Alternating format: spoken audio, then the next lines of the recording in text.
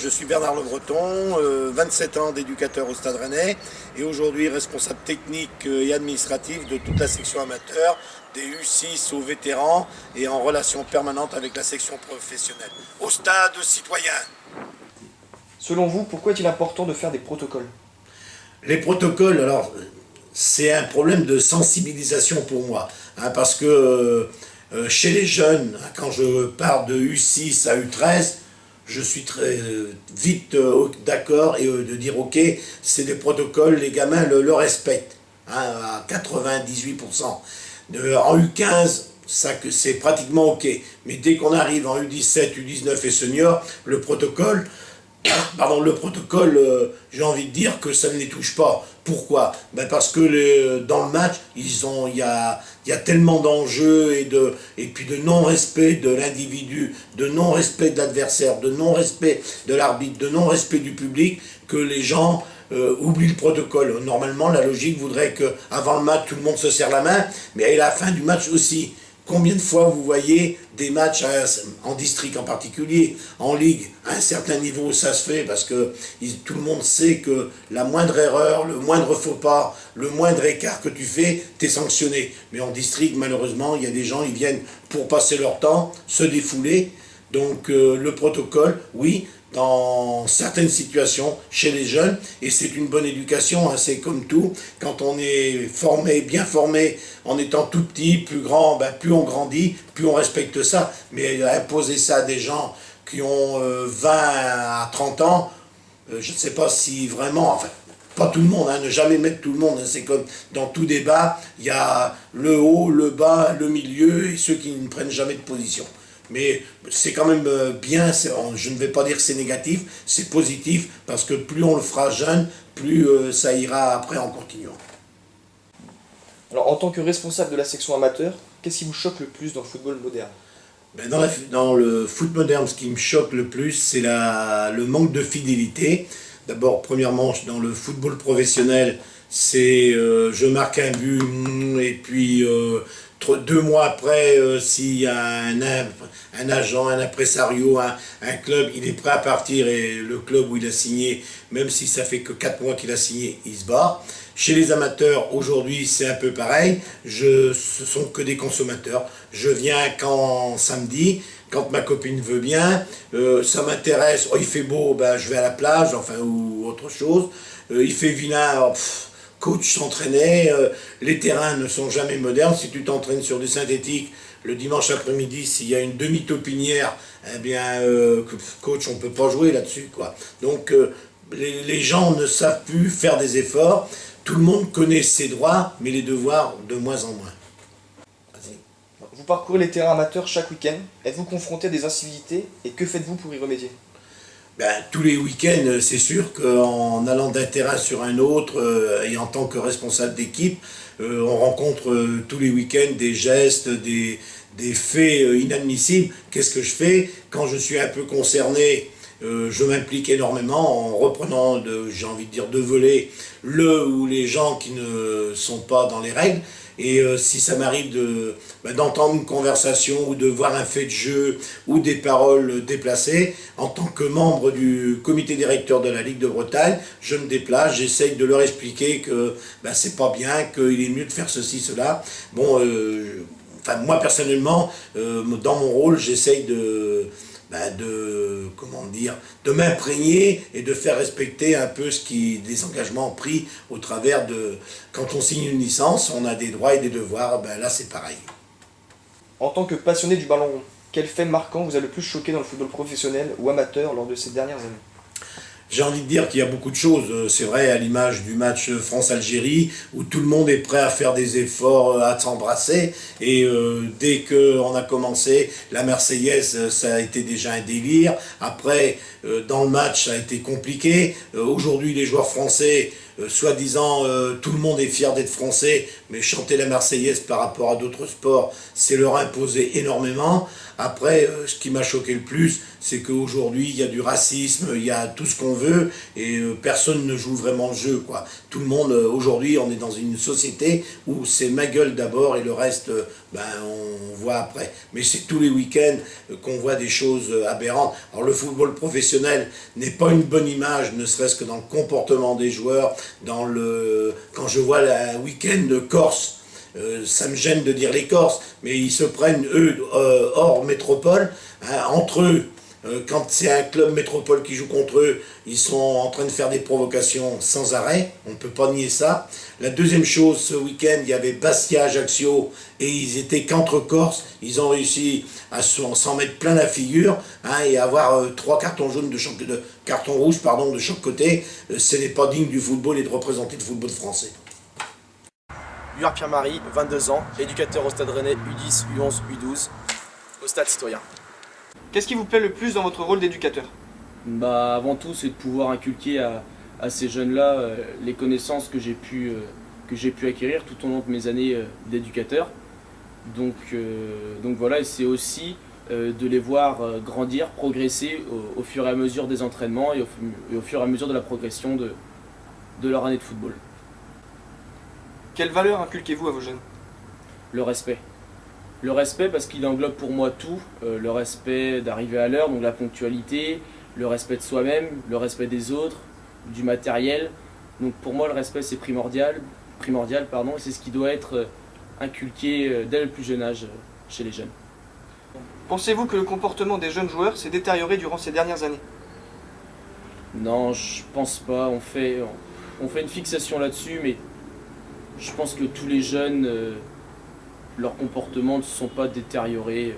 C'est un ensemble, mais non, globalement, non. Quels sont les moyens que vous mettez en œuvre pour pérenniser les valeurs du sport au sein de votre équipe de jeunes ? Alors tout simplement, je les responsabilise. C'est-à-dire que je leur donne une mission propre à chacun en fonction des entraînements, des jours, etc. Par exemple, nommer un responsable ballon ou chasuble. Donc ce qui leur apprend, en fait, tout simplement à respecter le matériel. Et ça leur montre aussi que nous, éducateurs, on peut aussi avoir confiance en eux, mais c'est aussi à eux de nous le prouver. Lors des matchs de vos jeunes, est-il déjà arrivé que certains soient victimes de propos racistes ou discriminatoires ? Non. Je pense que les générations qui sont présentes ont tous appris à vivre, en fait, tous ensemble. Donc ce qui nous a permis de franchir cette barrière du racisme, et non, aucun de mes joueurs n'a jamais été insulté ou... Non. Quel discours avez-vous après une défaite ? Alors pour moi, il y a 2 cas de figure. Le premier, c'est où on perd, mais où on n'a pas été bon. Donc si on n'a pas été bon, c'est de notre faute. Donc en général, je relativise, tout en appuyant aussi les secteurs où on n'a pas été bon, si c'est technique, tactique, etc. Et si on perd, mais entre guillemets, je pense qu'on ne le mérite pas, je relativise énormément et je trouve les mots de manière à remobiliser les petits. Firmin Carré, 24 ans, éducateur U14 au Stade Rennais Football Club, au Stade Citoyen. Qu'est-ce qui vous plaît le plus dans votre rôle d'éducateur ?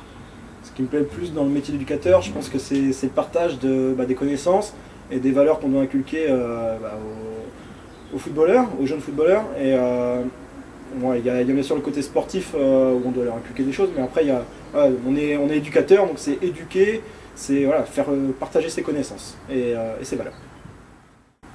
Alors quelles valeurs inculquez-vous à vos jeunes justement ? La valeur première, on va dire que c'est quand même le respect. Donc, il y a plusieurs types de respect, le respect des horaires déjà au niveau de la ponctualité, respect d'autrui, respect de soi-même, respect d'autrui quand je dis bénévole, arbitre, dirigeant et puis les joueurs adverses aussi. C'est vraiment quelque chose de global, le respect, mais qui me semble vraiment primordial. Pensez-vous que le comportement des jeunes joueurs s'est détérioré durant ces dernières années ? Non, je suis pas convaincu de ça. Je pense qu'on intervient plus sur des joueurs types et qui ont quand même une mentalité un peu spéciale, on l'a pu le voir sur les dernières années là. Mais moi je travaille plutôt avec les 13-14 ans et sur ce que je vois, il n'y a pas vraiment de problème particulier. Après c'est une génération peut-être exceptionnelle, je ne sais pas au niveau du comportement, mais j'ai aucun problème avec ça.